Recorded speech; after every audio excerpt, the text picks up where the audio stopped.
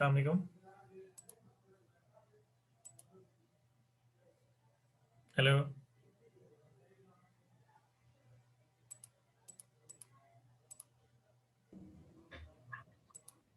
अस्सलाम वालेकुम सर। वालेकुम सलाम। अस्सलाम वालेकुम सर। सर कैसे हैं? सब खैरियत से हो? अल्हम्दुलिल्लाह। अल्लाह का शुक्र सर, आपने? बस अल्हम्दुलिल्लाह।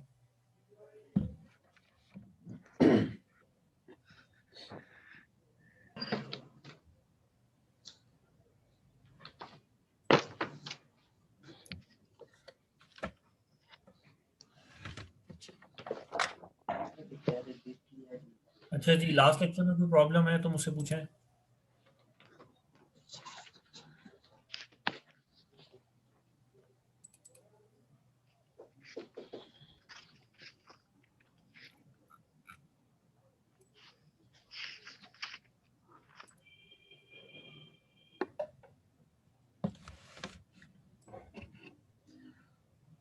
अच्छा, ये अब हमने आउटलाइन में एक दफ़ा मैं रिपीट कर दूं कि आउटलाइन के हमने चैप्टर नंबर 1, चैप्टर नंबर 2 हमने स्किप किया है, चैप्टर नंबर 1 कर लिया है, चैप्टर नंबर 2 3 कर लिया है, 4 कर लिया है। उसके बाद चैप्टर नंबर 5, आउटलाइन में टोटल 10 टॉपिक्स हैं या 10 चैप्टर्स हैं आपके लिए। तो चैप्टर 1 कर लिया है, चैप्टर 2 कर लिया है, चैप्टर 2 नहीं किया, चैप्टर 3 कर लिया है, 4 कर लिया है, 5 कर लिया है। उसके बाद 5 के बाद हमने 10 भी कर लिया है, राइट। अब हमारे पास जो नेक्स्ट चैप्टर्स हैं दो, एक हमारे पास गवर्नेंस से रिलेटेड है और दूसरा हमारे पास information security, protection of information assets है। आपके पास किसी के पास आउटलाइन खुली हुई है? चलो, मैं खुद आउटलाइन ओपन कर लेता हूँ। सर ये जो चैप्टर जी अजीज।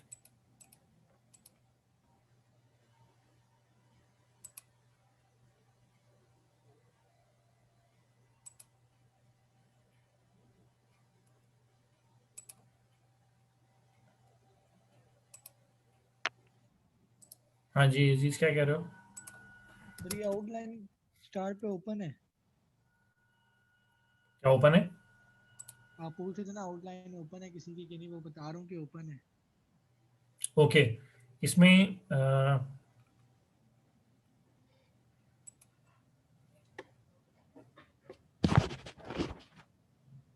हमारे पास इंफॉर्मेशन सिस्टम्स के 4 सेक्शंस थे, ये 4 क्या कहना चाहिए चैप्टर्स हैं। और फिर आईटी ऑडिट के भी हमारे पास 6 चैप्टर्स हैं। तो इंफॉर्मेशन सिस्टम के 4 में से हमने 3 कर लिए हैं और आईटी ऑडिट के हमारे पास 6 हैं, उसमें से हम लोगों ने 3 कर लिए हैं और 3 हमारे रह गए हैं। तो आज अब हम शुरू करेंगे governance and management of IT, जिसको हम आईटी गवर्नेंस भी कहते हैं। ये थोड़ा सा थ्योरेटिकल है as compare to the others, बल्कि इसको छोड़कर क्योंकि इसमें से भी पेपर में सवाल आते हैं ज़्यादा, बल्कि ओके हम एक काम करते हैं कि चैप्टर नंबर 9 जो है आउटलाइन का, जो कि इंफॉर्मेशन सिक्योरिटी मैनेजमेंट से रिलेटेड है, वो अब हम शुरू करते हैं। और तो हम अब शुरू कर रहे हैं इंफॉर्मेशन सिक्योरिटी मैनेजमेंट, राइट। ये आपकी आउटलाइन का सेकंड लास्ट सेक्शन है। तो ये अब हम शुरू करते हैं।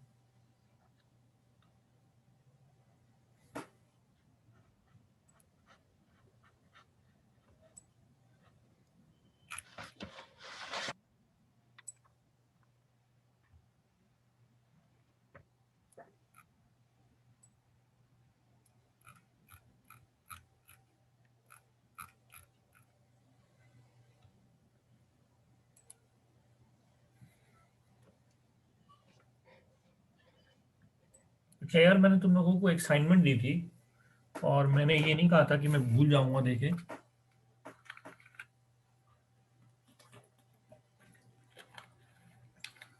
कितने लोगों ने की है जो मैंने आपसे कहा था कि ऑडिटिंग के सॉफ्टवेयर आप लोगों ने सर्च करना है?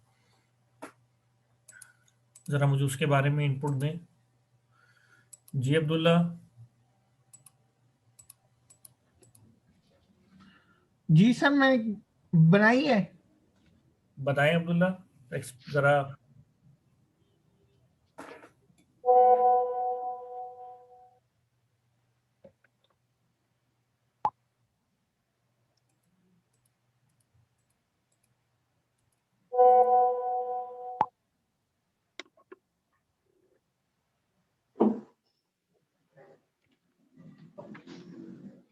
बाकी किसी ने कुछ किया एक्टिविटी उसके ऊपर?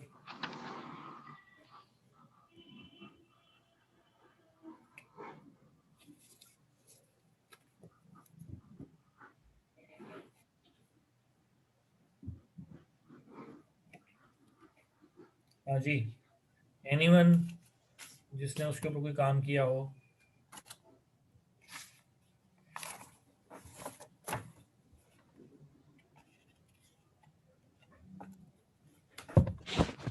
आपने?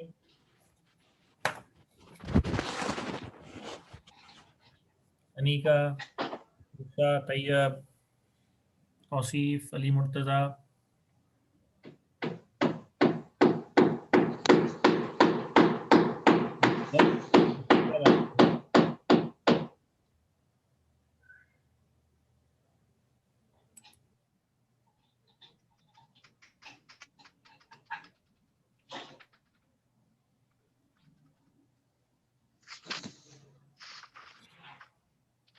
हाँ जी अजीज, कितने सॉफ्टवेयर तलाश किए तुमने? ये असाइनमेंट का ये भी पता चल रहा है। हम्म। वो सर जब इस ये वाली आप क्लास नहीं ली थी असाइनमेंट जिसमें आपने दी थी, इतने सर कर सकते हैं।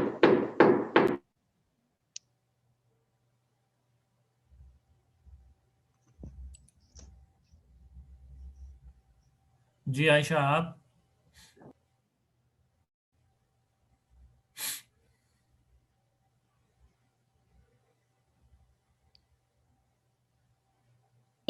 असाइनमेंट एडी ऑडिट प्लस और एक ओपन ऑडिट, एक नहीं, जेन सूट है और क्वालिटी। आपकी आवाज ड्रॉप हुई, शुरू से हमने नहीं सुना, जरा दोबारा रिपीट करेंगी?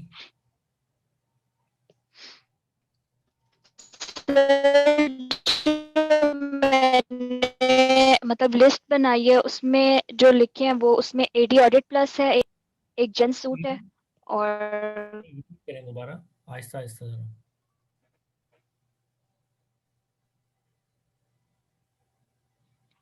क्वालिटी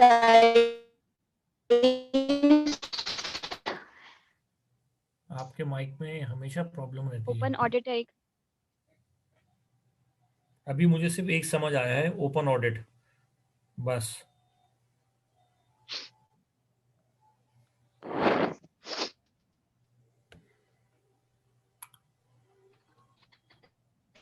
अच्छा, आपने ऑडिट प्लस बराए मेहरबानी अपना माइक बदल लो। ओपन ऑडिट एक सॉफ्टवेयर है, सर दूसरा? आप एक ये जब आप बोलते हो तो म्यूजिक आ रहा होता है। म्यूजिक हमें अच्छा लग रहा है, लेकिन ये कि बहरहाल फिर भी हमें कुछ तो पता चले कि क्या बता रही हैं आप। ऐसा लगता है कोई पियानो बजा रहा है बैठा हुआ।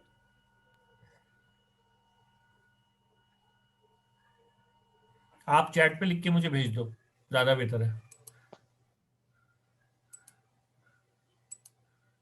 अब्दुल्ला अनवर। जी अब्दुल्ला, यस सर। कौन सी सॉफ्टवेयर ढूंढे भाई आपने? सर मैंने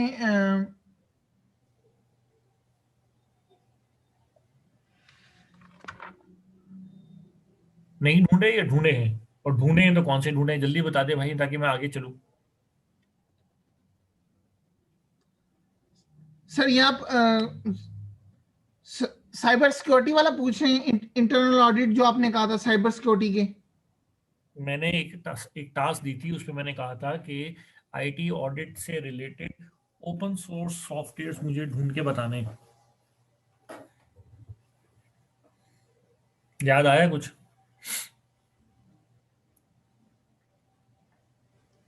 यस सर, वो मैंने दो चार ढूंढे तो थे। मैं एक मिनट। वो चार इतनी बिजार तरीके से बता रहे हो तुम।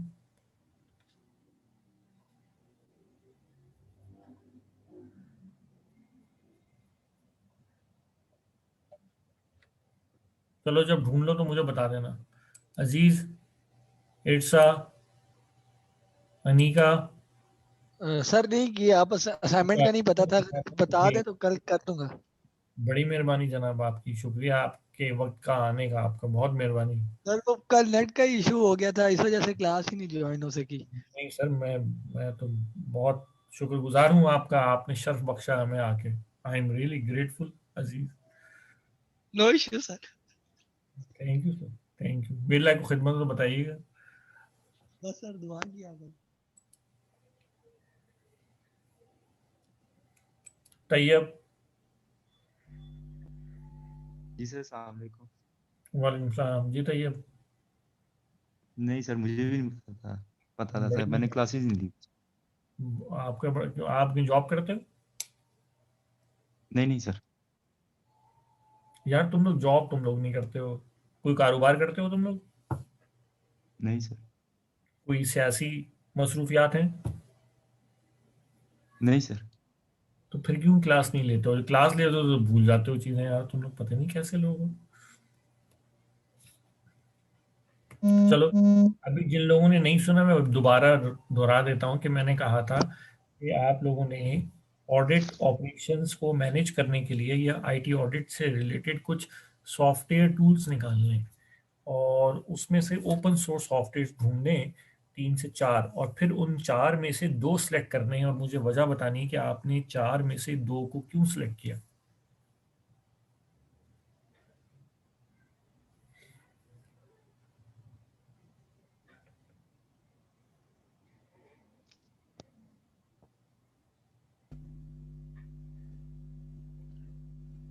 बहरहाल, चलो आगे चलते हैं। वासिम, आप ऑनलाइन हैं आज?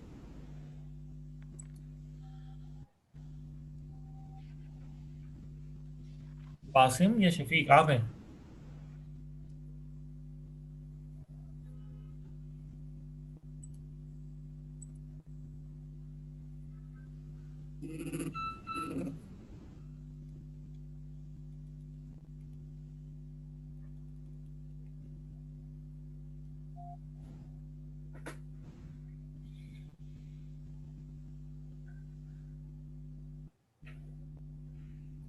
अच्छा जी, किसी का कोई सवाल?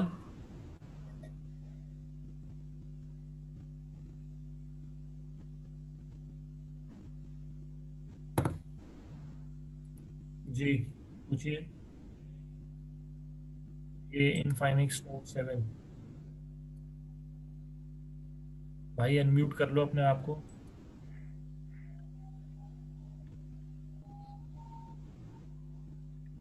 सर जो आपने असाइनमेंट बताई है काइंडली दोबारा रिपीट कर दें। यार असाइनमेंट ये बताई थी मैंने कि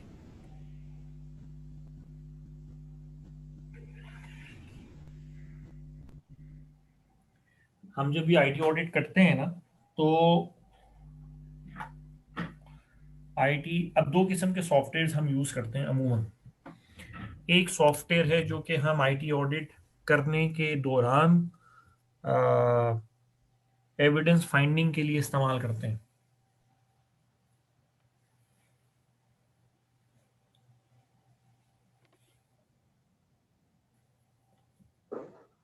ठीक है।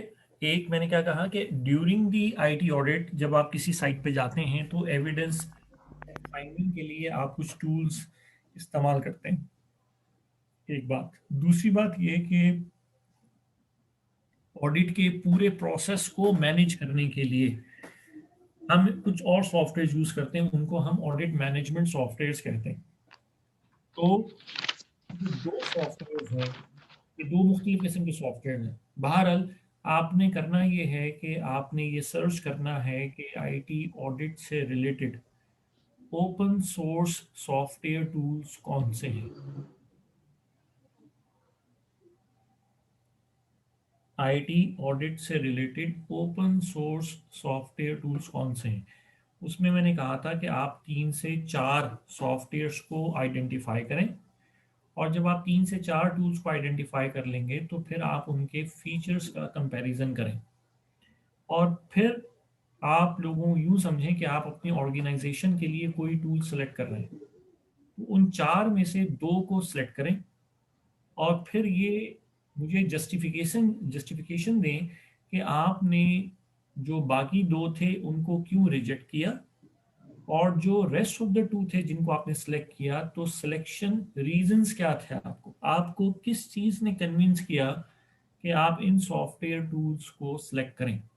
तो this is the basic assignment जो आपने करना है। तो 3 स्टेप्स हैं। पहला ये है कि आप आइडेंटिफाई करें, एक्सप्लोर करें कि आईटी ऑडिट से रिलेटेड सॉफ्टवेयर टूल्स कौन से हैं। उसमें मैं प्रोप्राइटरी टूल्स की बात नहीं कर रहा, मैं ओपन सोर्स टूल्स की बात कर रहा हूँ जिनको इस्तेमाल करने के लिए आपको लाइसेंसिंग की ज़रूरत नहीं है, पहली बात। फिर आपने क्या करना है कि आपने 3 से 4 टूल्स को आइडेंटिफाई करें, शॉर्ट लिस्ट कर लें। वैसे तो बेतहाशा लिस्ट मिलेगी आपको, उसमें से आपने 4 लिस्ट कर लेने। अच्छा, उसके बाद उन 4 में से भी आपने उन चारों के रिव्यूज पढ़ने हैं, डिस्क्रिप्शन पढ़नी है, फीचर्स पढ़ने हैं, और फिर ये डिसाइड करना है कि उन 4 में से आपने कौन से 2 लेने। ये ऐसे ही है कि जब आप कोई मोबाइल परचेज करने जाते हैं तो आपकी टेबल पे बहुत सारे ऑप्शंस हैं, उसमें से आप फर्स्ट फेज में शॉर्टलिस्ट कर लेते हैं कि बस अब इन 4 में से लेना है, फिर आखिर में आप एक सिलेक्ट कर लेते हैं, and you know in your mind कि आपने कौन सा सिलेक्ट किया, क्यों किया, और बाकियों को क्यों रिजेक्ट किया। तो दैट वाज द असाइनमेंट जो कि आपने करना है। क्लियर हो गई? ठीक हो गया सर। जी सर। ठीक है। अब ये मुझे कल तो क्लास नहीं है, कल ट्यूसडे है, कल मैं क्लास नहीं लूंगा, मैं एक दफ़ा आखिर में भी रिपीट कर दूंगा। परसों वेडनेसडे वाले दिन आपने मुझे ये इंफॉर्मेशन प्रोवाइड करनी है। वैसे तो ये 1 हफ्ता हो गया इंफॉर्मेशन का। अच्छा, एक और बात यहाँ पे मैं आज एक नई इंफॉर्मेशन ऐड कर देता हूँ, अगर कोई उन लाइंस के ऊपर ये चीज़ सर्च करना चाहे, वो ये कि आप अगर गूगल पे ये लिख के सर्च करेंगे ना कि आईटी ऑडिट मैनेजमेंट सॉफ्टवेयर, तो ट्राई टू अंडरस्टैंड कि कुछ सॉफ्टवेयर ऐसे होते हैं जो ऑडिटिंग फर्म्स इस्तेमाल करती हैं अपने प्रोसेस को ऑटोमेट करने के लिए। मतलब अगर मैं एक ऑडिटिंग फर्म से बिलोंग करता हूँ, तो जब मैं किसी ऑडिट पे जाऊंगा तो मैं अपने साथ कोई टूल लेके जाऊंगा, वो मेरा ऑडिट का टूल होगा। लेकिन जब मैं वापस अपने ऑफिस आ जाऊंगा तो वहां भी मैं कोई सॉफ्टवेयर यूज कर रहा होता हूँ जो कि पूरे ऑडिट प्रोसेस को मैनेज कर रहा होता है। तो आप इनमें से किसी भी किस्म का सॉफ्टवेयर टूल जो है वो आइडेंटिफाई कर सकते हैं। अगर आप गूगल पे ये लिख के सर्च करें कि आईटी ऑडिट मैनेजमेंट टूल्स या आईटी ऑडिट मैनेजमेंट सॉफ्टवेयर, तो इट विल हेल्प यू कि आपको एक और कुछ चीज़ें मिलेंगी वहाँ से। तो मैं ये कुछ कीवर्ड्स आपको बता रहा हूँ कि audit, IT audit, financial audit की तरफ नहीं जाना, क्वालिटी ऑडिट की तरफ नहीं जाना, आपने आईटी ऑडिट की तरफ जाना है। IT audit management software.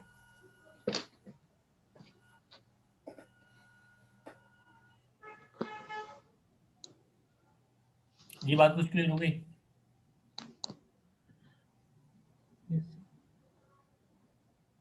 Ji sir, clear है। ओके। जी अली मुर्तजा, आपका कोई सवाल? मेरा कोई सवाल जी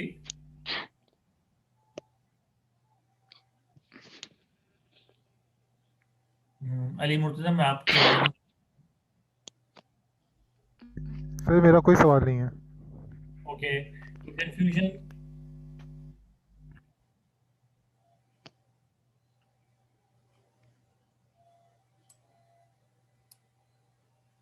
जी आयशा, आपका क्वेश्चन? सर आपने लास्ट टाइम जब असाइनमेंट दी थी तो उसमें आईटी ऑडिट नहीं, आपने साइबर सिक्योरिटी का के सॉफ्टवेयर्स बोले थे। साइबर सिक्योरिटी नहीं, साइबर सिक्योरिटी ऑडिट एक ही बात है। आईटी ऑडिट कर लें या साइबर सिक्योरिटी ऑडिट कर लें। ओके ओके, ठीक है। साइबर सिक्योरिटी के सॉफ्टवेयर अगर आप ढूंढने जाएंगी तो वो तो बहुत बड़ी लिस्ट आ जाएगी, वहां फिर आप उसको नैरो डाउन नहीं कर सकेंगे। ठीक है। तो मैंने कहा था कि साइबर सिक्योरिटी ऑडिट से रिलेटेड। ठीक है। ठीक है सर। ओके। और किसी का कोई सवाल? जी अब्दुल्ला, कोई सवाल? नो सर, क्लियर है। ओके, चलें जी।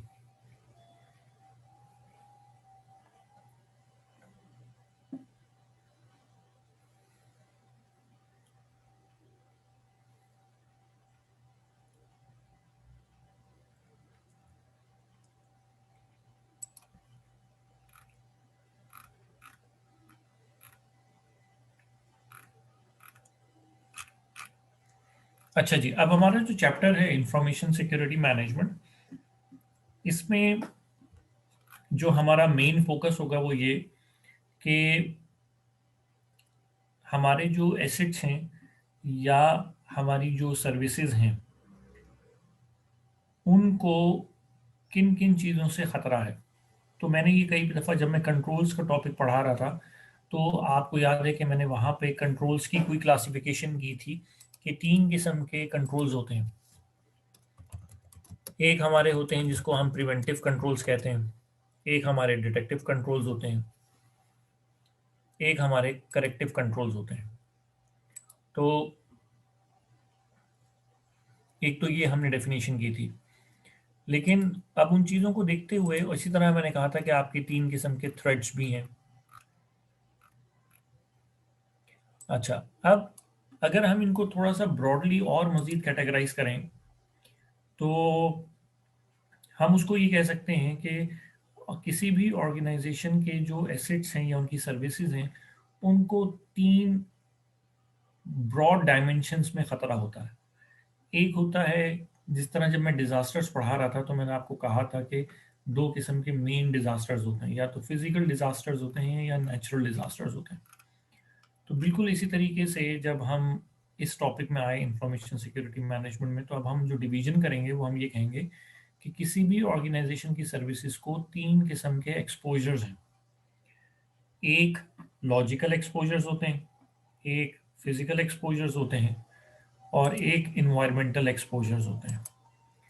तो 3 किस्म के एक्सपोजर्स हैं, लॉजिकल, फिजिकल और इन्वायरमेंटल।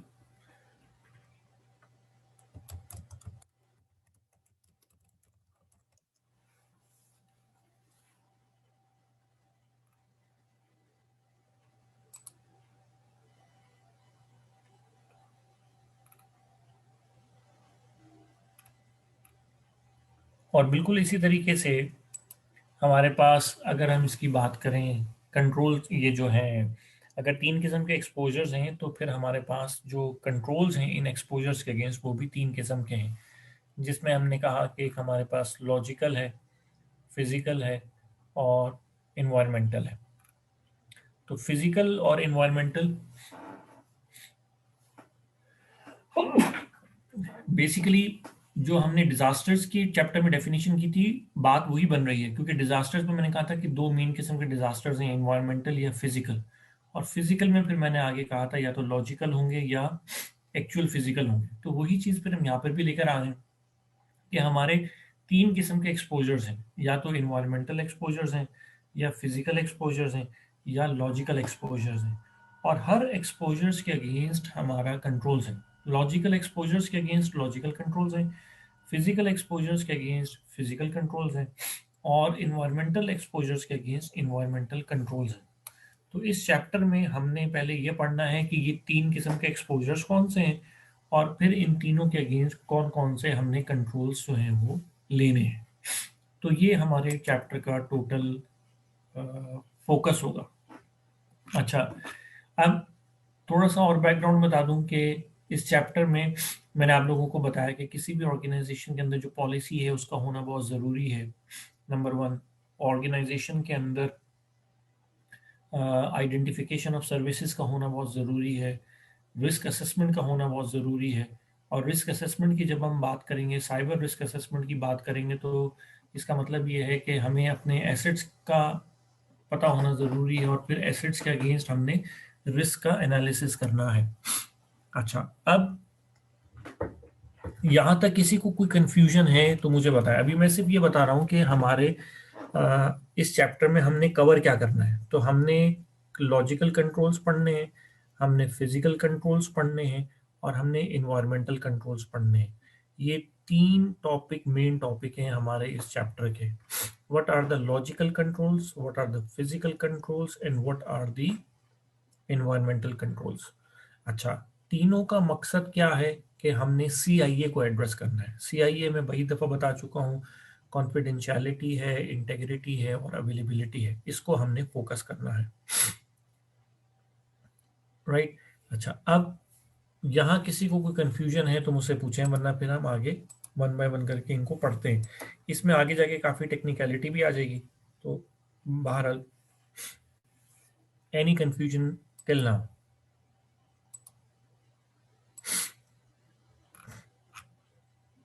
ओके, अब हमारा जो मैं बुक के सीक्वेंस के हिसाब से चल रहा हूँ। हमारी बुक में जो जो स्टडी टेक्स्ट है उसमें जो पहला जो सेक्शन है उसमें ये है कि हमारे बिजनेस को किन लोगों से खतरा है।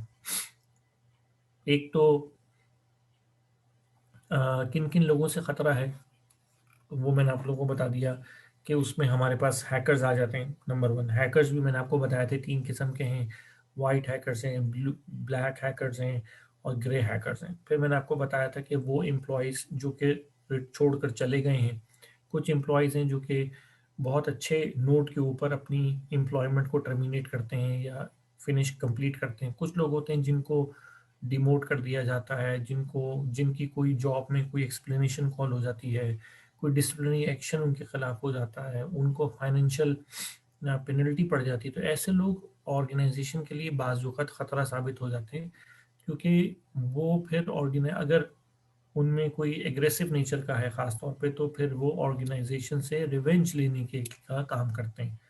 अमूमन ऑफिसेस के अंदर किसी को ऑर्गेनाइजेशन से नाराज़गी नहीं होती, अमूमन बॉसेस से नाराज़गी होती है, लेकिन गुस्सा उसका फिर ऑर्गेनाइजेशन के नुकसान की शक्ल में निकलता है।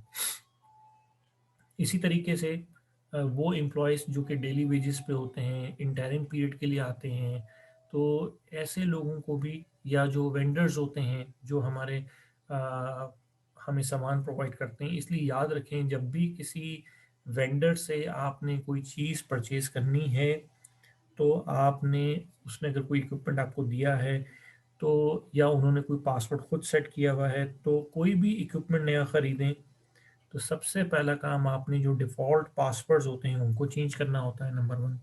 नंबर 2, अगर वेंडर ने कोई पासवर्ड रीसेट किया हुआ है या वेंडर का कोई अकाउंट बना हुआ है तो आपने उसको सबसे पहले डिलीट करना है। तो बेहतर ये रहता है कि जब आप कोई इक्विपमेंट ख़रीदें तो उसको पहले फैक्ट्री रीसेट करें और उसके बाद कोई नया मोबाइल ख़रीदते हैं, कुछ भी है, तो कोई डिवाइस भी ख़रीदते हैं, फ़ोटोकॉपी ख़रीदते हैं, स्कैन ख़रीदते हैं, कुछ भी ख़रीदते हैं, कोई बड़ी सोफिस्टिकेटेड मशीन ख़रीदते हैं, पहले उसको फैक्ट्री रीसेट करें।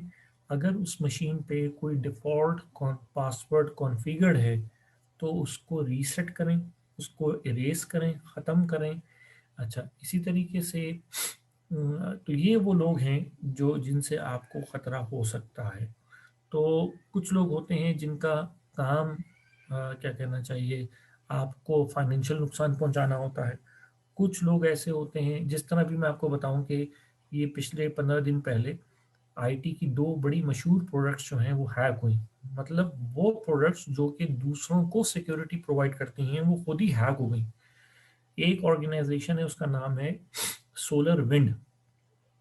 सोलर विंड, आप इसको किसी भी गूगल पे करके देखिएगा तो आपको भरी पड़ी स्टोरीज के ये किस्म से हैक हुई। माइक्रोसॉफ्ट की प्रोडक्ट है जिसका मकसद ये होता है कि ये किसी भी ऑर्गेनाइजेशन की जो नेटवर्क होता है उसकी मॉनिटरिंग के लिए इस्तेमाल होता है। मतलब आपका एक नेटवर्क है, आपको नहीं पता कि कौन सी मशीन के ऊपर मसला आ रहा है, तो आप इस सॉफ्टवेयर को इंस्टॉल कर देते हैं और ये पूरे नेटवर्क की हेल्थ मॉनिटरिंग कर रहा होता है।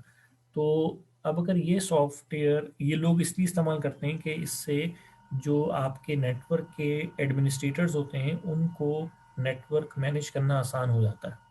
लेकिन अगर इसी सॉफ्टवेयर को ही कोई हैक कर ले, जो कि इटसेल्फ एक नेटवर्क मॉनिटरिंग सॉफ्टवेयर है, तो इसका मतलब ये है कि अगर कोई मॉनिटरिंग सॉफ्टवेयर को कंट्रोल कर ले तो इसका मतलब तो ये है कि फिर उसने पूरे नेटवर्क को एक्सेस हासिल कर ली।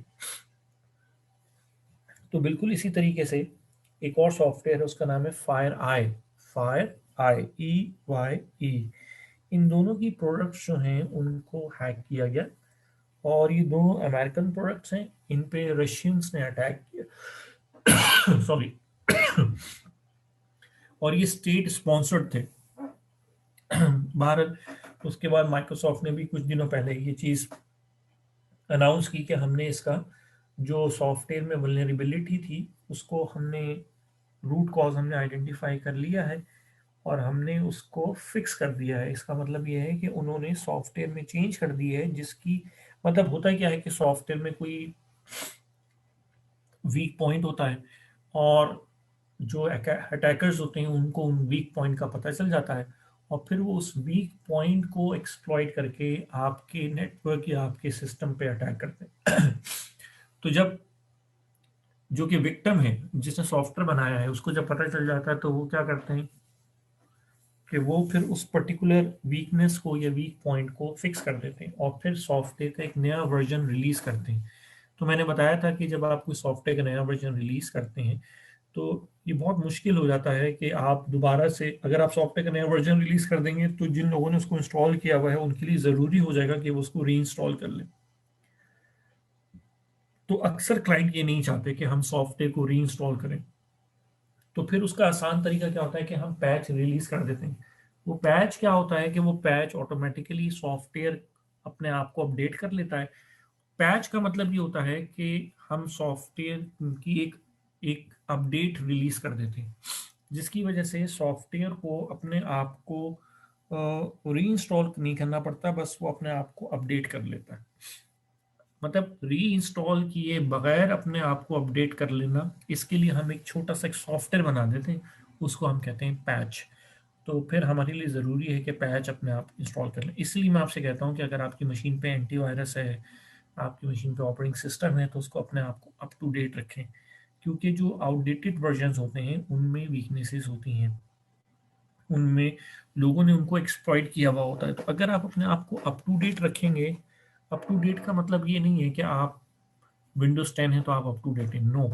अप टू डेट का मतलब ये है कि आप विंडोज 10 यूज करें, लेकिन अपडेटेड का मतलब ये है कि विंडोज 10 की जितनी भी लेटेस्ट अपडेट्स इंडस्ट्री में आ चुकी हैं, मार्केट में आ चुकी हैं, आपने अपने सिस्टम को उनके मुताबिक अपडेट किया हुआ है। तो बहरहाल आप इसको थोड़ा सा पढ़िएगा। सोलर विंड और फायर आए, ये दोनों इसको उन्होंने उसको क्या कहते हैं, इसको ये हो सकता है पेपर में आ जाए कि भी रिसेंटली दिसंबर के फर्स्ट वीक में ये अटैक लॉन्च हुआ था और वो हो सकता है कि वो आपसे पूछ लें कि भाई सोलर विंड क्या होता है। तो सोलर विंड मैंने आपको बताया कि network monitoring and access control software होता है। इसी तरह फायर आई का भी यही काम है कि वो वल्नरेबिलिटी असेसमेंट करता है।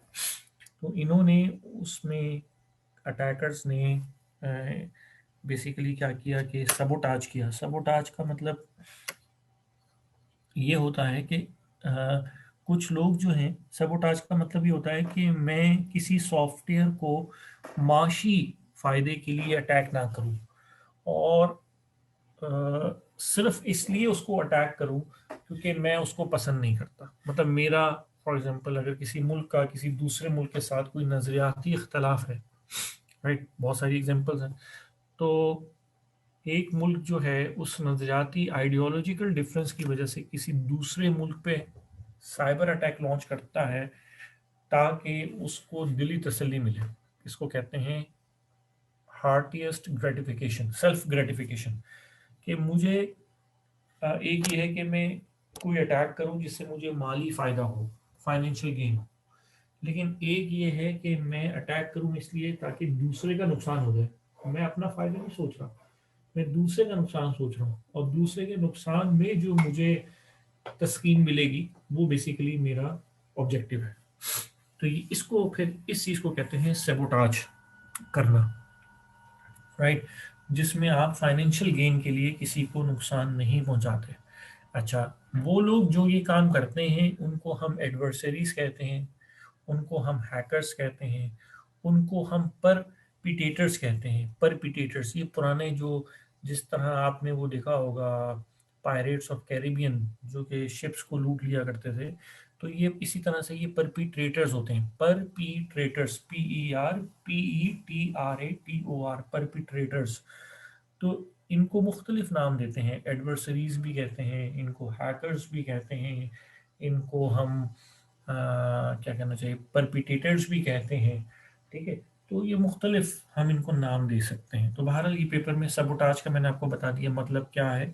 सबोटाज का मतलब होता है कि किसी शख्स की मशीन को अनऑथोराइज वे में एक्सेस करना, फिर उसको नुकसान पहुंचाना, उसका डाटा लॉस कर देना, उसका डाटा डिस्क्लोज कर देना, सिर्फ इसलिए कि उससे आपको कोई फाइनेंशियल बेनिफिट नहीं है, लेकिन आपको एक दिली तसल्ली मिल रही है, क्योंकि मैंने बताया कि कोई नज़रियाती इख्तलाफ हो सकता है, कोई गुस्सा हो सकता है, कोई बदला लेना नीयत हो सकती है। तो there can be many ways, many intentions that need to be fulfilled. बहरहाल तो ये हो गए, तो मैंने ये बता दिया। इसी तरह आपके जो क्या कहना चाहिए, वेंडर्स हो गए, राइट, आपके स्टेक होल्डर्स हो गए। तो अगर आप किसी के ऊपर एक हद से ज़्यादा ट्रस्ट करेंगे और उसको इंफॉर्मेशन एक्सेस देंगे जिसको जो वो नहीं देनी चाहिए, तो फिर वो लोग आपको एक्सप्लॉइट करेंगे, राइट। तो मैंने इसलिए बेसिक रूल बताया था कि 3 बेसिक रूल्स हैं। किसी को इंफॉर्मेशन या किसी को एक्सेस देने से पहले आप ये सवाल करें, need to know, need to do और नीड टू हैव। अगर इन तीनों में से किसी एक के सवाल के जवाब में उसको आपको हाँ न मिलती है, तो फिर आप उसको एक्सेस दे दें। लेकिन एक्सेस देने के बाद फिर आपने उसकी तमाम एक्टिविटीज़ के ऊपर मॉनिटरिंग करनी है, और मॉनिटरिंग करने के लिए आपको एक्टिविटी की लॉगिंग करनी है, राइट। तो पहले आप क्या करते हैं, हमेशा हमेशा need to know, need to do और नीड टू हैव बेसिस के ऊपर किसी को परमिशन देते हैं, ऑथोराइजेशन देते हैं। और लेकिन ऑथोराइजेशन देने के बाद फिर आप उसको उसकी सर्विलेंस करते हैं, उसकी स्ट्रिक्ट मॉनिटरिंग करते हैं, उसकी एक्टिविटी की लॉगिंग करते हैं, ताकि कल को अगर वो कोई एक्टिविटी गलत करता है तो आपके पास सबूत हो कि भाई इसने ये एक्टिविटी जो है वो परफॉर्म की थी, राइट। अब मैं आपको आज कुछ लॉजिकल एक्सेस एक्सपोजर्स लिखवाता हूँ। अब हम सबसे पहले आज क्या पढ़ेंगे कि लॉजिकल एक्सेस एक्सपोजर्स हैं वो कौन कौन से हैं।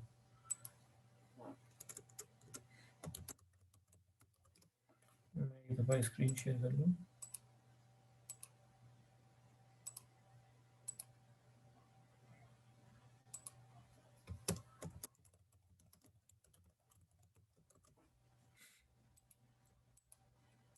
स्क्रीन नज़र आ रही है आप लोगों को?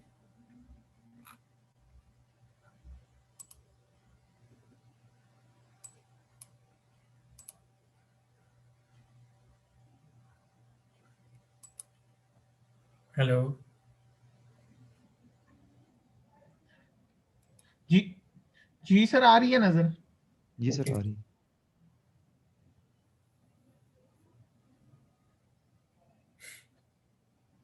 ये सोलर विंड का पता चल गया ना नाम? ये मैं लिख देता हूँ, सोलर विंड स्लैश फायर आई, इसको देखना। अच्छा जी,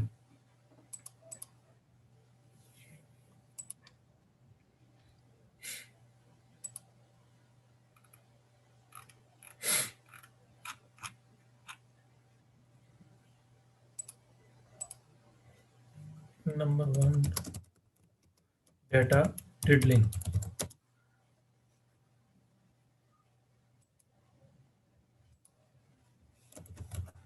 ये शायद मैंने कुछ इसमें से आपको पहले बता भी दिए हैं। Trapdoor, virus,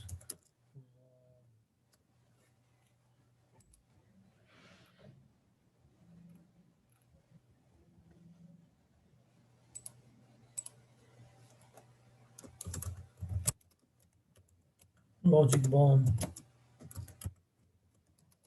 पिगीबैकिंग, eavesdropping. ये आप साथ से लिखते जाएं। रेमी swindle attack,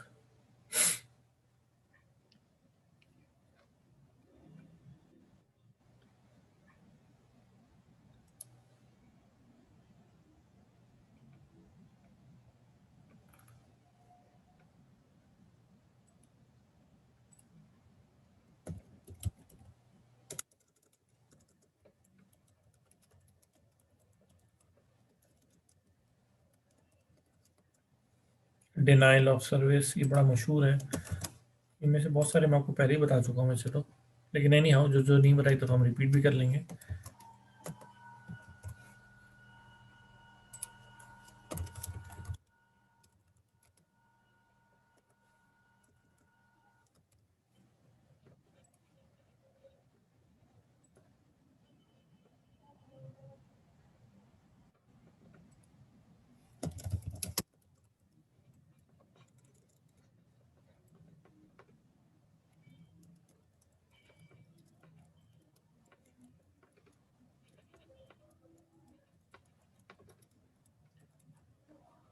Shut down asynchronous attack.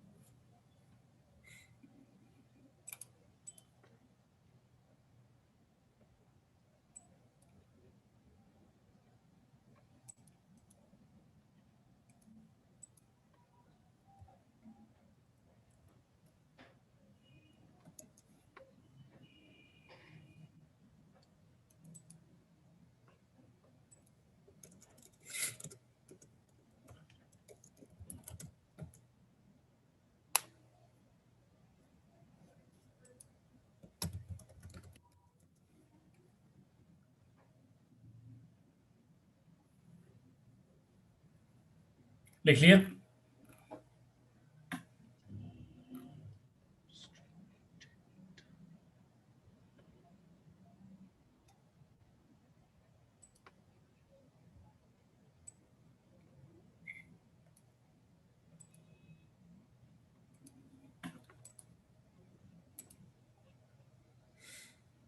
ये क्या है? ये बेसिकली लॉजिकल एक्सेस एक्सपोजर्स हैं।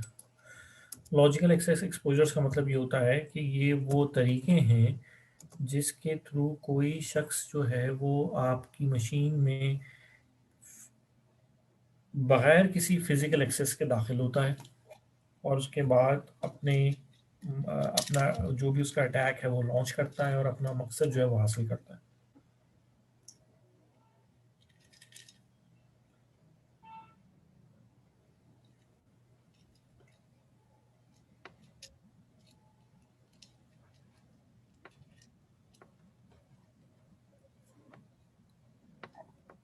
ओके जी, अब मैं इसको वन बाय वन करके शुरू करता हूँ कि डाटा डिडलिंग क्या है, ट्रोजन हॉर्स क्या है। वैसे तो डाटा डिडलिंग जो है क्या कहना चाहिए,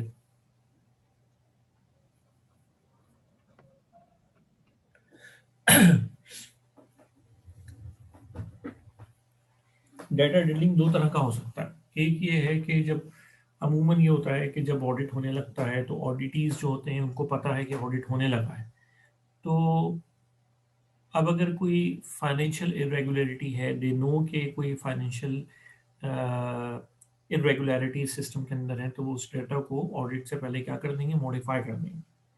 तो एक तो ये चीज़ है कि आप ऑडिट से पहले डाटा को मॉडिफाई कर दें, तो ये चीज़ क्या कहलाएगी, डाटा डिडलिंग कहलाएगी, ताकि ऑडिटर्स जो है आप उसको बाईपास, ऑडिटर्स जो है वो किसी किस्म की नॉन कंप्लाइंस जो है वो रेज ना कर सके। एक ऑप्शन तो ये है, इसको डाटा डिडलिंग भी कहते हैं।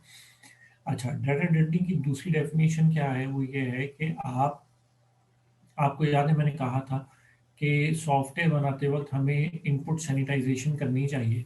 इनपुट सैनिटाइजेशन कोई बताएगा कि मैंने, किसी को याद है मैंने बताया था क्या होता है, या मैंने इनपुट वैलिडेशन एक चीज़ बताई थी और ये मैं सॉफ्टवेयर के उसमें बता रहा था। तो कौन कोई मुझे बताएगा कि मैंने क्या बताई थी, इनपुट वैलिडेशन या इनपुट सैनिटाइजेशन का क्या मतलब होता है?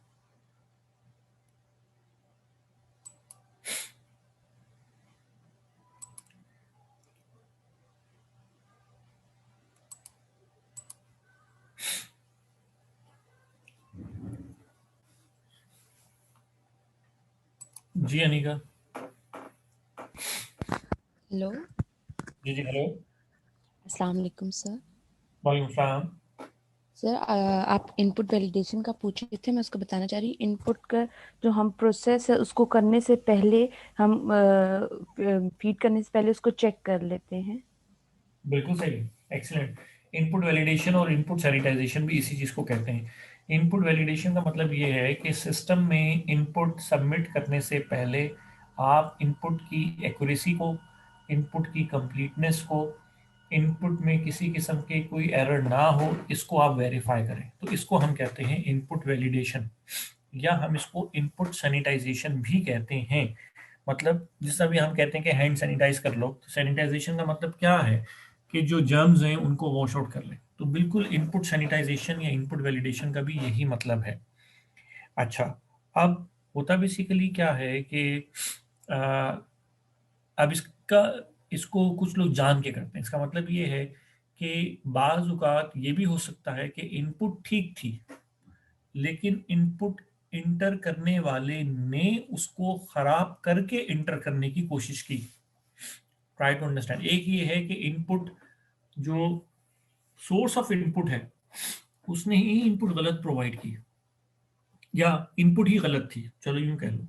अच्छा, दूसरा ये है कि जो इनपुट को एंटर कर रहा है उसके पास इनपुट ठीक थी, लेकिन उसने डेलिबरेटली, कसदन, जानबूझ के इनपुट को चेंज किया ताकि गलत इनपुट या कि गार्बेज इनपुट सिस्टम में सबमिट हो।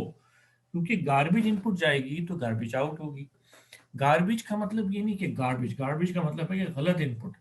अब किसी का अकाउंट, आप एनआईसी रजिस्ट्रेशन कर रहे हैं, आप उसकी इंफॉर्मेशन गलत डाल दें, तो गलत इंफॉर्मेशन का मतलब क्या है कि वो गार्बेज है, क्योंकि वो इंफॉर्मेशन उस शख्स के लिए यूजफुल नहीं है। तो अब सिस्टम के अंदर ये कैपेबिलिटी होनी चाहिए कि वो उसको वैलिडेट करे। तो बाजू का जब हम फर्स्ट टाइम इनपुट सबमिट कर रहे होते हैं तो उस वक्त बड़ा ख्याल रखना पड़ता है कि इनपुट गलत इनपुट ना हो।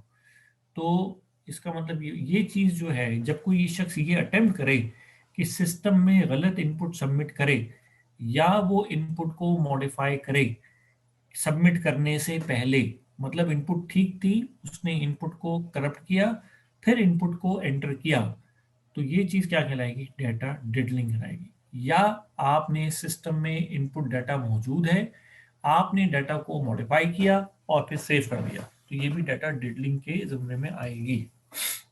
ये बात क्लियर हो गई।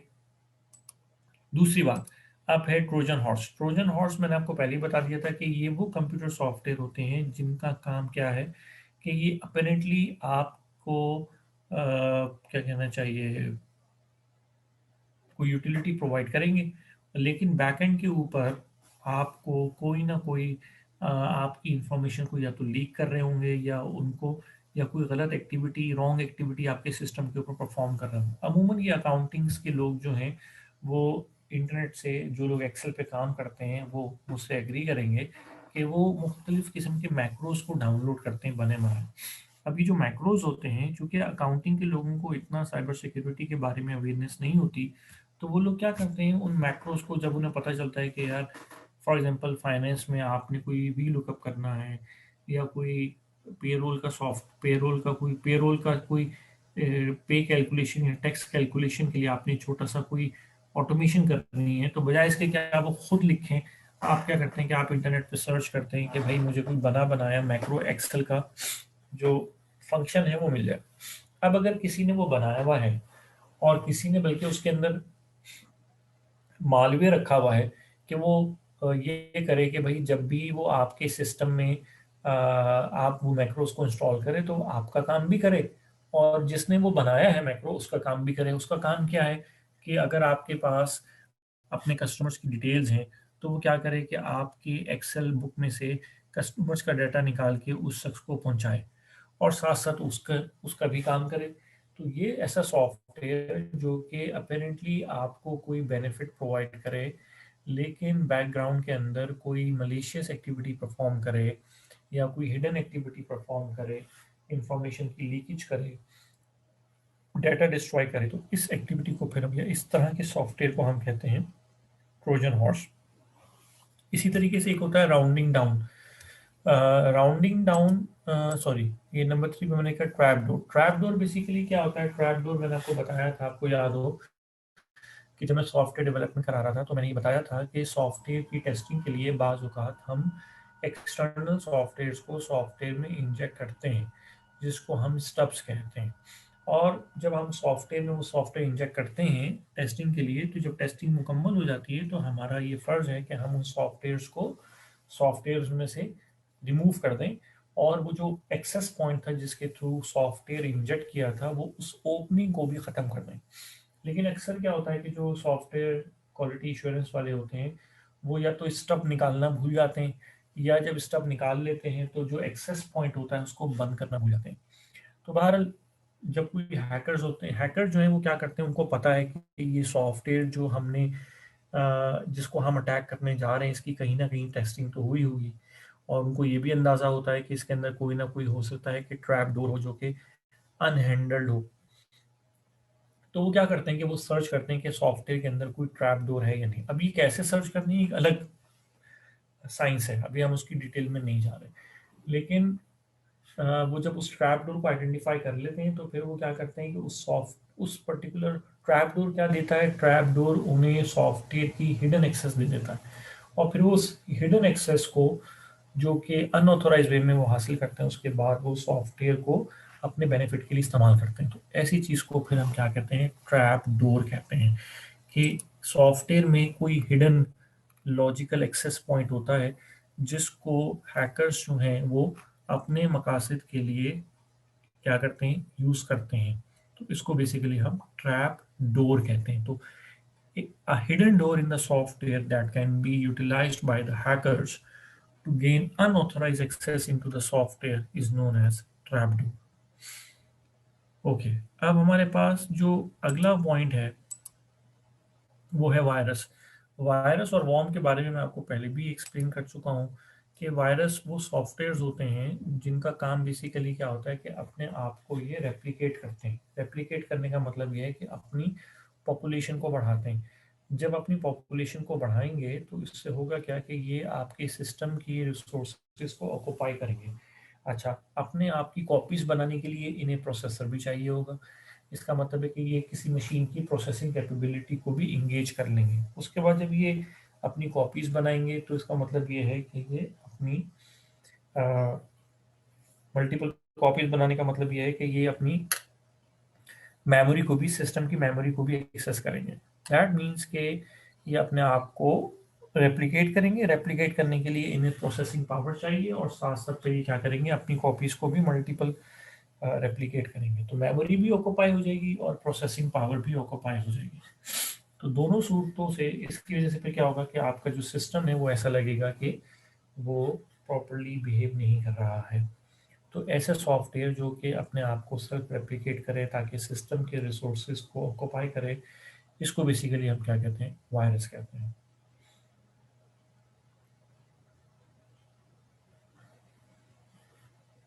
राइट।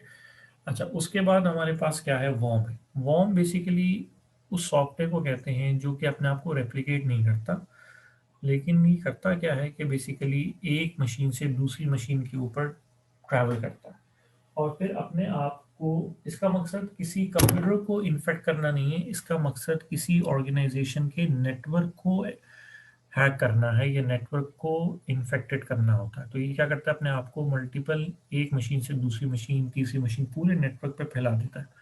अब जब ये अपने आप को एक नेटवर्क से दूसरे, एक मशीन से दूसरी मशीन पे शिफ्ट करता है तो डेफिनेटली फिर इसको नेटवर्क की जो बैंडविड्थ होती है वो कंज्यूम करता है। तो इससे होता क्या है कि ना सिर्फ मशीन स्लो हो जाती है बल्कि कंप्यूटर नेटवर्क जो है वो भी स्लो हो जाता है। इससे किसी भी ऑर्गेनाइजेशन के अंदर जो डाटा शेयरिंग है वो स्लो हो जाती है। तो अगर आपको किसी ऑफिस में, अपने ऑफिस में ये लगे कि आपका जो नेटवर्क है वो स्लो हो गया है और वो प्रॉपर्ली रिस्पॉन्ड नहीं कर रहा है, तो इसका मतलब ये है कि आपके नेटवर्क के ऊपर वॉर्म है। और ऐसा भी होता है कि बाजू का एक मशीन इन्फेक्टेड होती है उस एक मशीन से जब आप ऑफिस में एक दो लोग आपस में डाटा शेयरिंग करते हैं तो डाटा के साथ साथ वॉर्म भी जो है वो शेयर हो जाते हैं, जिसकी वजह से फिर पूरे नेटवर्क के ऊपर ये वायरस जो है वो फैल जाता है। तो वॉर्म का काम किसी अपने आप को मशीन पे रेप्लिकेट करना नहीं है, बल्कि अपने आप को ओवर द कंप्यूटर नेटवर्क जो है वो स्प्रेड करना होता है। इसको हम कहते हैं वॉर्म।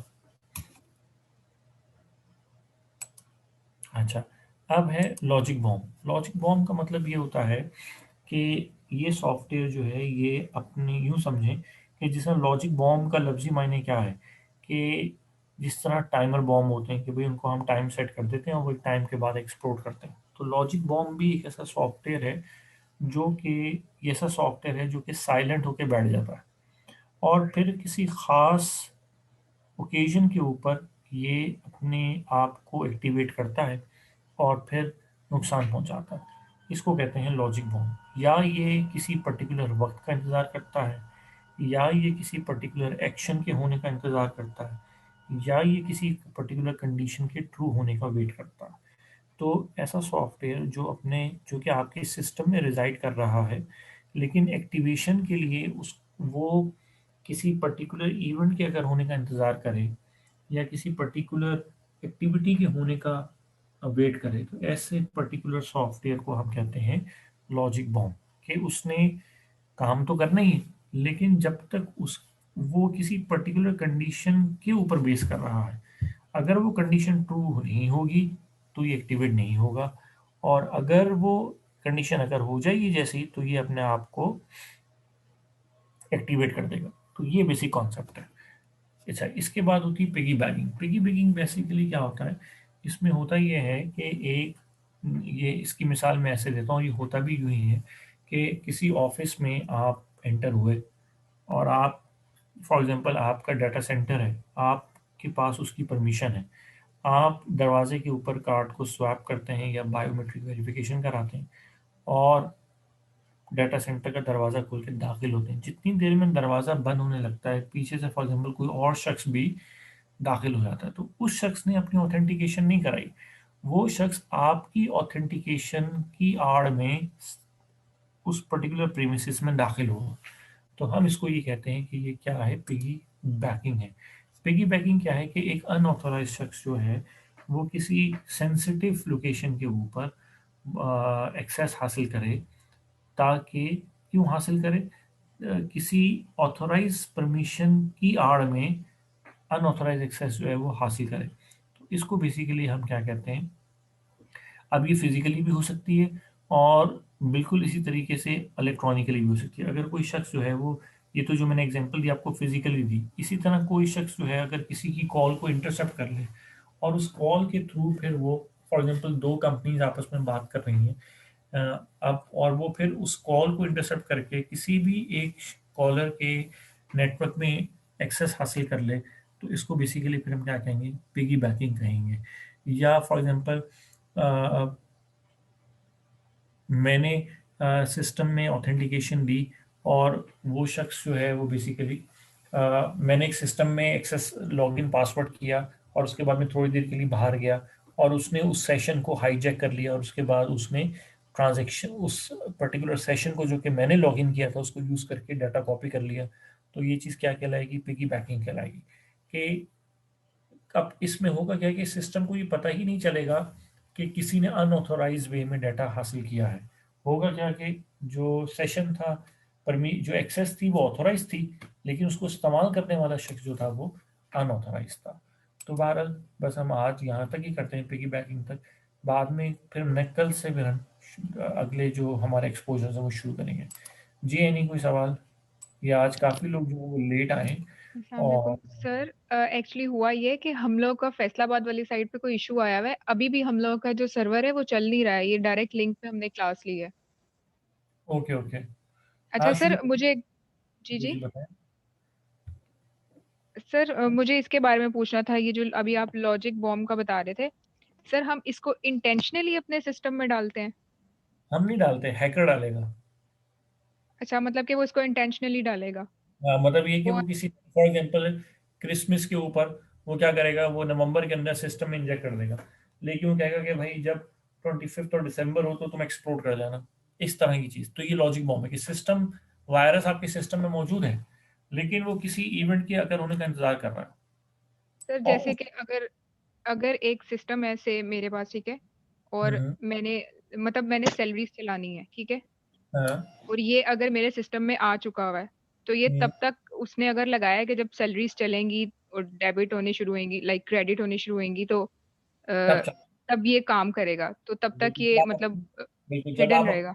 बिल्कुल जब आप अब 30 दिन है, आपने पे रोल में स्केड्यूल कर दिया, अब आप पुश कर रही हैं जी ट्रांजेक्शन्स को कि भाई इनके अकाउंट में इनके अकाउंट में डेबिट कर दो, सॉरी जी सर। क्रेडिट कर दो। तो अब आप वो क्या करेगा, वो ये करेगा कि भाई पूरे 25 दिन वो कुछ नहीं करेगा। जिस दिन वो रूटीन, आप अब हमारे यहाँ ऑफिस में अमूमन ऑटोमेटेड रूटीन होती है, वो खुद ही जी बिल्कुल। सबके अकाउंट्स में भेज देता है। अब वो करेगा क्या कि वो सिर्फ उसने करना क्या है कि वो जब पेरोल एक्टिविटी शुरू होगी तो वो लॉन्च हो जाए। अब वो क्या करे, वो कई किस्म के काम कर सकता है। वो किसी का डाटा किसी में भेज दे, या किसी के अकाउंट नंबर की जगह अपना अकाउंट नंबर लिख के भेज दे। तो ऐसा सॉफ्टवेयर जिसने जो आपके सिस्टम में है लेकिन वो एक खास एक्टिविटी का होने का इंतजार कर रहा है, तो इसको हम भी कहेंगे लॉजिक बॉम्ब। तो सर हमें कैसे पता चलेगा कि ये सिस्टम के फॉल्ट की वजह से हुआ है या ये लॉजिक बॉम्ब की वजह से हुआ है? मतलब इसमें क्या डिफरेंस होगा मतलब? नहीं, देखें, काम तो साइबर, आपको तो नुकसान ये है ना कि अब आप ये नहीं देखेंगे कि ये वायरस था या लॉजिक बॉम्ब था। जी आपका तो काम हो गया, जी। आपने तो या तो रोकना है। मैं तो अभी सिर्फ ये बता रहा हूँ कि अप्रोचेस क्या है। ठीक है, यानी कि हमारे लिए वो जस्ट एक नॉर्मल उस पे चल रहा है कि एक फॉल्ट आया और हाँ, उसकी वजह से ये प्रॉब्लम हो गया। बिल्कुल। लेकिन जो ये मैं वो बता रहा हूँ कि लोग किस किस तरीके से अटैकिंग स्ट्रेटजीज बनाते हैं। जी ठीक हो गया sir, thank you. Okay, excuse me sir. जी सारिया। अस्सलाम वालेकुम कौन? सर। ये वायरस और वॉर्म जो है ये थोड़े से दोनों मिलते जुलते से लग रहे हैं, तो मुझे क्लियर जी। मैं ये दोनों काफी आपस में सिमिलर हैं, मैं इनमें फर्क बता देता हूँ। जी सर। वायरस जो है वो अपने आप को एक मशीन तक महदूद रखता है। वॉर्म अपने आप को एक मशीन से दूसरी मशीन, तीसरी मशीन, नेटवर्क तक, एक मशीन तक महदूद नहीं रखता। पहला डिफरेंस। दूसरा ये कि वायरस अपने आप को एक सिस्टम में अपनी कॉपीज बढ़ाता है, रेप्लिकेट करता है। ये एक वॉर्म जो है वो एक मशीन के ऊपर अपने आप को रेप्लिकेट नहीं करता, बल्कि ये एक मशीन के ऊपर एक कॉपी रखता है, दूसरी कॉपी दूसरी मशीन पे बनाता है। वायरस एक ही मशीन के ऊपर अपनी दूसरी कॉपी बनाएगा।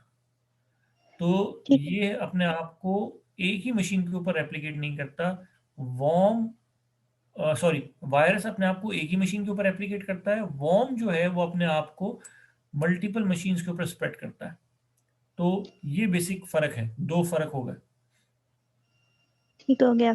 तो सर अक्सर जब हम लोग कोई भी मेल वगैरह सेंड करते हैं या कुछ डाउनलोड करते हैं तो हम कहते हैं वायरस आ गया, तो उसकी क्या कई इस तरह रीजन, ये ट्रांसफर भी हो जाएगी? बिल्कुल होता है, बिल्कुल होता है। कई रीजन होता ये है कि आपको कोई ईमेल आई, उस ईमेल में कोई लिंक था या ईमेल में कोई अटैचमेंट थी। अब आपने यही नहीं देखा कि वो ईमेल कहाँ से आई थी। वो अगर किसी अननोन सेंडर से थी लेकिन उसका सब्जेक्ट अट्रैक्टिव था, आपने उस लिंक पे क्लिक कर दिया। अब आपको क्या पता कि उस लिंक के ऊपर उसने कोई वायरस रखा हुआ है। वो जैसी लिंक खुलेगा तो हो सकता है आपको मैसेज लिखा हुआ है page could not be open. आपके लिए तो कुछ भी नहीं था लेकिन एक्चुअली बैकएंड के ऊपर उसने, वायरस ने अपना काम कर दिया है। तो तो सर इस इसलिए तरह जी, तो वर्म भी इस तरह से मुंतकिल हो सकता है? बिल्कुल हो सकता है।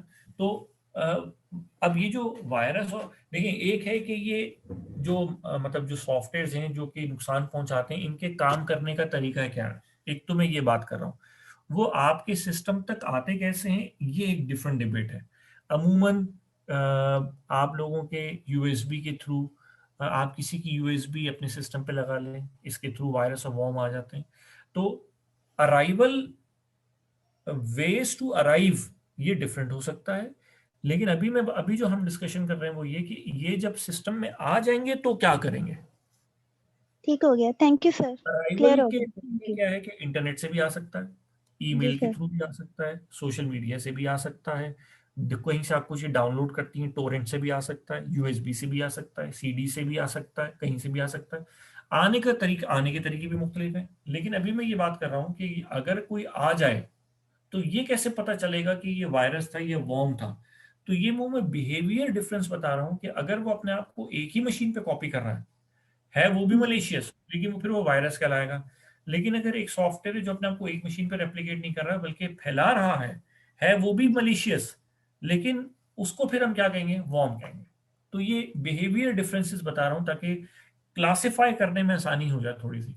हैं दोनों मालवेयर, यूं कह लो, दोनों मालवेयर्स हैं, दोनों बुरा काम करते हैं, लेकिन एक वायरस है और एक वॉर्म है। ठीक है, थैंक यू सर। चलें, बाकी फिर ये कि कुछ चीजें रह गई तो आप लोग पढ़ लेना आगे। आज इसलिए क्योंकि लोग शुरू में नहीं आए थे तो मैंने थोड़ा सा कम पेस से पढ़ा। सर एक तो क्लास बात बता दें। जी सॉरी सर कल क्लास होगी आपकी? कल क्लास नहीं है, अब वेडनेसडे को क्लास है। Okay okay sir, thank you. Sir मुझे ये बताएं कि ये जो लॉजिक बॉम्ब है ये भी जस्ट लाइक एक वायरस ही होएगा ना? हाँ बिल्कुल बिल्कुल, ये सारे मैंने कहा ये all of them are malwares, ये मालवेयर्स हैं, सबके सब मालवेयर्स हैं, लेकिन अब मालवेयर के अंदर हमने मुख्तलिफ नाम दे दिए हैं। ओके ओके सर, थैंक ठीक यू। है, चलें, बाकी फिर नेक्स्ट में मुलाकात होगी। वेडनेसडे को मेरी क्लास है। ओके, अल्लाह हाफिज। ओके अल्लाह सर।